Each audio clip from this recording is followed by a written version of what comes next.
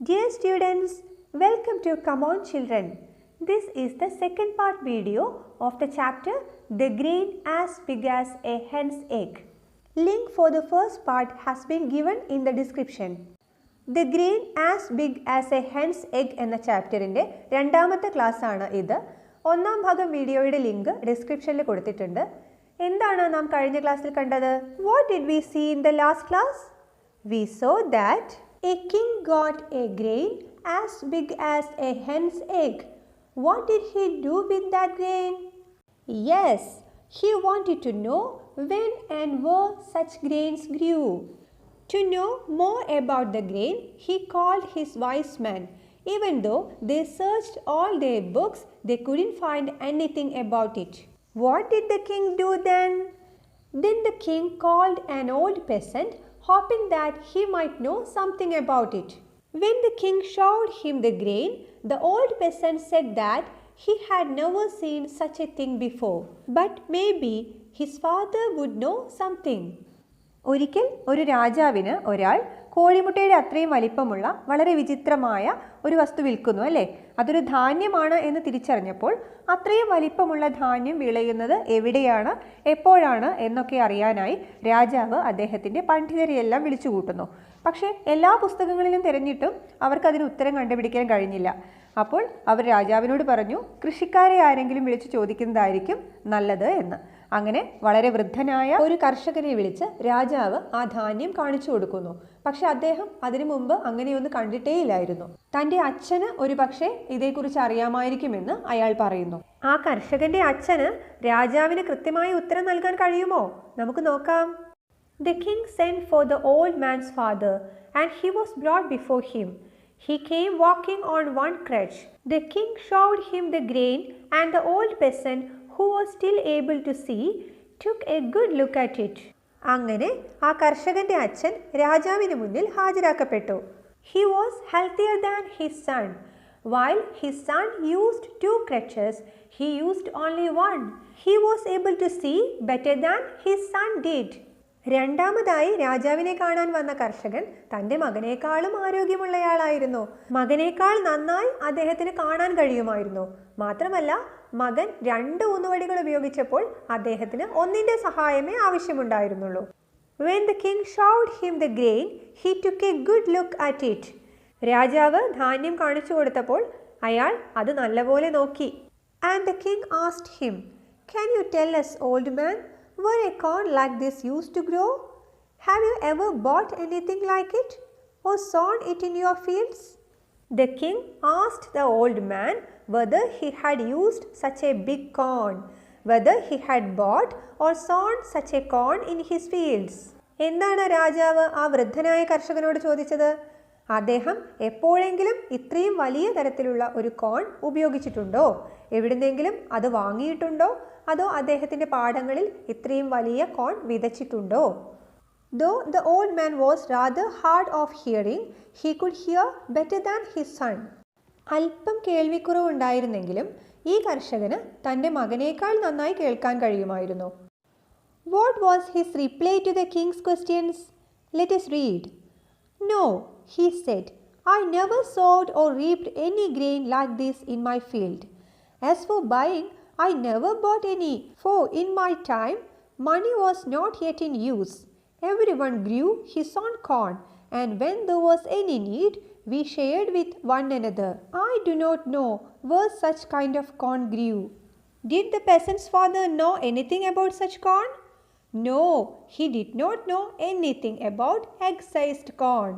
ഈ കർഷകനും കോഴിമുട്ടയുടെ അത്രയും വലിപ്പമുള്ള ധാന്യത്തെക്കുറിച്ച് ഒന്നും അറിയില്ലായിരുന്നു. അദ്ദേഹം അങ്ങനെയൊന്നും കണ്ടിട്ടേ ഉണ്ടായിരുന്നില്ല.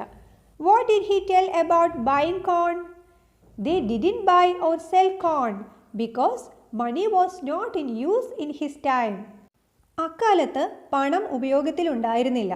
അതുകൊണ്ട് അദ്ദേഹം ധാന്യം എവിടെ നിന്നും വാങ്ങിയിട്ടുമുണ്ടായിരുന്നില്ല. പിന്നെ അവർ ആവശ്യം വന്നാൽ എന്തു ചെയ്യും? If they were in need of grain, they shared with each other. ആർക്കെങ്കിലും ധാന്യം ആവശ്യമുണ്ടായിരുന്നെങ്കിൽ അവർ പരസ്പരം പങ്കുവെക്കുമായിരുന്നു. I do not know where such kind of corn grew. Ours was larger and yielded more flour than the present day grain. but I never saw any like this. How was the corn then? It was larger than the present day grain. ഇന്ന് കാണുന്നതിനേക്കാളും കൂടുതൽ വലുതായിരുന്നു. മാത്രമല്ല, it yielded more flour. എന്താണ് yield? To produce crop. വിളവുണ്ടാവുക, കായ്ക്കുക. Flower എന്ന് വെച്ചാൽ എന്താ? ധാന്യപ്പൊടി. അപ്പോൾ അന്നത്തെ ഗ്രെയിൻസ് എങ്ങനെയായിരുന്നു? കൂടുതൽ ധാന്യപ്പൊടി കിട്ടുന്ന, കൂടുതൽ വിളവുണ്ടാകുന്ന, കൂടുതൽ വലിപ്പമുള്ള ഗ്രെയിൻ ആയിരുന്നു അന്നുണ്ടായിരുന്നത്. എന്നാൽ കോഴിമുട്ടയുടെ അത്രയും വലിപ്പമുള്ള ഗ്രെയിൻ അദ്ദേഹം കണ്ടിട്ടുണ്ടായിരുന്നില്ല. I have, however, heard my father say that in his time the grain grew larger and yielded more flour. You had better ask him. The old peasant told that perhaps his father would know something about such large grain. ആ കർഷകന്റെ അച്ഛന്റെ കാലത്ത് കൂടുതൽ വലിപ്പമുള്ള ധാന്യം ഉണ്ടായിരുന്നു എന്ന് പറയുന്നത് കേട്ടിട്ടുണ്ട്. അദ്ദേഹത്തിന്റെ അച്ഛന് ഇതേക്കുറിച്ച് വല്ലതും പറയാൻ കഴിഞ്ഞേക്കും എന്നാണ് ആ കർഷകൻ രാജാവിനോട് പറഞ്ഞത്. So the king sent for the old man's father. They found him and brought him before the king. He entered walking easily without crutches. His eyes were clear, his hearing good, and he spoke distinctly. The grandfather was healthier than his son and grandson. He could see and hear very well. Though he was very old, he could speak clearly. ആ വൃദ്ധനായ കർഷകന് അദ്ദേഹത്തിൻ്റെ മകനേക്കാളും കൊച്ചുമകനേക്കാളും നന്നായി കാണാനും കേൾക്കാനും കഴിയുമായിരുന്നു. വളരെ വൃദ്ധനാണെങ്കിലും അദ്ദേഹത്തിന് വ്യക്തമായി സംസാരിക്കാനും കഴിയുമായിരുന്നു. The king showed him the grain, and the old grandfather looked at it and turned it about in his hand. It is long since I saw such a fine grain, said he, and he bit a piece off and tasted it. It's the very same kind, he added. What did the old grandfather do with the grain? The peasant's grandfather turned it around in his hand. Then he bit a piece off and tasted it. അദ്ദേഹം ആ ധാന്യമണി കയ്യിലിട്ട് ഒന്ന് തിരിച്ച് കടിച്ചു നോക്കി അതിൻ്റെ സ്വാദ് മനസ്സിലാക്കി അല്ലേ. എന്നിട്ട് എന്താണ് അദ്ദേഹം പറഞ്ഞത്? It's the very same kind. ഇത് അതേ തരത്തിലുള്ളതാണ്. ഇതുപോലെയുള്ള ധാന്യം അദ്ദേഹം മുമ്പ് കണ്ടിട്ടുണ്ടാവും അല്ലേ. The corn. Tell me, grandfather, began the king. When and where was such corn grown? Have you ever bought any like it or sown it in your fields? The king repeated his questions to this man also, and the old man replied, Corn like this used to grow everywhere in my time. I lived on corn like this in the days of my youth and fed others on it. It was such a grain that we used to sow, reap and thresh. He replied to the king that people used to grow grain like that everywhere a long time ago when he was young. വളരെ കാലം മുമ്പ് ആ കർഷകൻ യുവാവായിരുന്ന സമയത്ത് അത്തരത്തിലുള്ള വലിയ ധാന്യം എല്ലായിടത്തും കൃഷി ചെയ്തിരുന്നു. They used to sow, reap and thresh it in their fields. അവർ അത്തരത്തിലുള്ള ധാന്യം അവരുടെ പാടങ്ങളിൽ വിതയ്ക്കുകയും കൊയ്യുകയും മെതിക്കുകയും ചെയ്തിരുന്നു. Do you know what is threshing? Thresh means to separate grains of rice, wheat, etc. നിങ്ങളിൽ ചിലരെങ്കിലും പാടത്ത് നെല്ല് കൊയ്യുന്നത് കണ്ടിട്ടുണ്ടാവുമല്ലോ. നെൽച്ചെടികൾ അരിവാളുകൊണ്ട് അരിഞ്ഞെടുത്ത് മുറിച്ചെടുത്ത് ചെറിയ കെട്ടുകളായി കൊണ്ടുവന്ന് കല്ലിലടിച്ചോ ചവിട്ടി മെതിച്ചോ അതിൽ നിന്നും നെന്മണികൾ വേർതിരിച്ചെടുക്കും. ഇങ്ങനെ ധാന്യമണികൾ വേർതിരിച്ചെടുക്കുന്നതിനെയാണ് ത്രഷ് എന്ന് പറയുന്നത്. And the king asked, Tell me, grandfather, did you buy it anywhere or did you grow it all yourself? The old man smiled. In my time, he answered, no one ever thought of such a sin as buying or selling bread, and we knew nothing of money. Each man had enough corn of his own. What did the king ask the old man? He asked the man whether he had buy such corn anywhere or grow it. എന്താണ് രാജാവ് ആ കർഷകനോട് ചോദിച്ചത്? അദ്ദേഹം എവിടെ നിന്നെങ്കിലും അത്തരത്തിലുള്ള ധാന്യം വാങ്ങിയിരുന്നോ അതോ അദ്ദേഹം സ്വയം അത് കൃഷി ചെയ്തിരുന്നോ എന്നാണ് രാജാവ് ചോദിച്ചത്. What did he reply to the king? He replied to the king that in his time buying or selling bread was a sin. They knew nothing of money. അക്കാലത്ത് ഭക്ഷ്യവസ്തുക്കൾ വിൽക്കുന്നതും വാങ്ങുന്നതും പാപമായാണ് അവർ കരുതിയിരുന്നത്. അവർക്ക് പണം എന്താണെന്ന് കൂടി അറിയില്ലായിരുന്നു. അക്കാലത്തെ മനുഷ്യരുടെ കാഴ്ചപ്പാടിനോട് നിങ്ങൾ യോജിക്കുന്നുണ്ടോ? ഭക്ഷ്യവസ്തുക്കൾ വിൽക്കുകയാണോ അതോ പാവപ്പെട്ടവന് വിശക്കുന്നവന് വെറുതെ നൽകുകയാണോ വേണ്ടത്? In his time, everyone had engaged in farming and they had enough corn of their own. There was no need of buying or selling. അക്കാലത്ത് എല്ലാവരും കൃഷി ചെയ്തിരുന്നു. അവരവർക്ക് വേണ്ട ധാന്യം സ്വയം ഉൽപ്പാദിപ്പിച്ചിരുന്നതുകൊണ്ട് മറ്റൊരാളിൽ നിന്നും വാങ്ങുകയോ വിൽക്കുകയോ ചെയ്തിരുന്നില്ല. The grain as big as a hen's egg. Then tell me, grandfather, asked the king, where was your field? Where did you grow corn like this? എവിടെയായിരുന്നു അദ്ദേഹത്തിൻ്റെ പാടം? എവിടെയായിരുന്നു അത്തരത്തിലുള്ള ചോളം കൃഷി ചെയ്തിരുന്നത്? ഇതൊക്കെയാണ് രാജാവിന് അറിയേണ്ടിയിരുന്നത്. And the grandfather answered, my field was God's earth. Wherever I plowed, it was my field. Land was free. It was a thing no man called his own. Labor was the only thing men called their own. Where was the old farmer's land? His land was God's earth.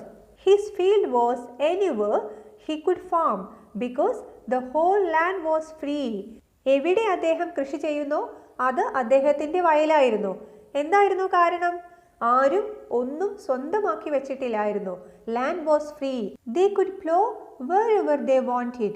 All of God's earth belonged to all human beings. ഒരാൾക്ക് എവിടെ വേണമെങ്കിലും നിലമുഴുത് കൃഷി ചെയ്യാമായിരുന്നു. ഭൂമി എല്ലാവരുടേതും കൂടിയായിരുന്നു. They didn't use money to buy anything. അവർ പണം ഉപയോഗിച്ച് ഒന്നും സ്വന്തമാക്കാറില്ലായിരുന്നു. No one owned money or land. Rather, what they owned was their labor. ആരും പണമോ ഭൂമിയോ സ്വന്തമാക്കി വയ്ക്കാറുണ്ടായിരുന്നില്ല. പകരം അവർക്ക് എന്താണ് സ്വന്തമായി ഉണ്ടായിരുന്നത്? അവരുടെ അധ്വാനം മാത്രമാണ്. ഒട്ടും സ്വാർത്ഥതയില്ലാതെ എല്ലാം എല്ലാവർക്കുമായി പങ്കുവെക്കുന്ന ഒരു കാലമായിരുന്നു അത്, അല്ലേ? Answer me 2 more questions, said the king. The first is, why did the earth bear such grain then and cease to do so now? The king asked him 2 questions. At first, the king wanted to know why such grain grew then and not growing now.